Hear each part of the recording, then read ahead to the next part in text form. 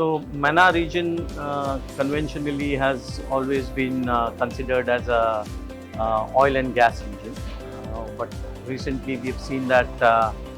food security is becoming increasingly important for MENA, and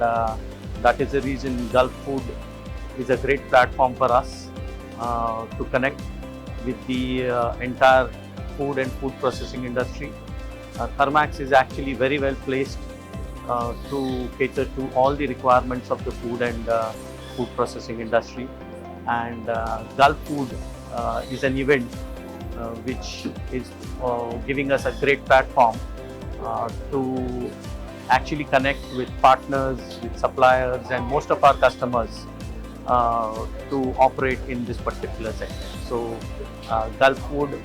we've participated for the last 2 years now, and we've seen a rapid growth, not only in the visibility for Thermax as a brand, but also serving our customers in this particular important sector.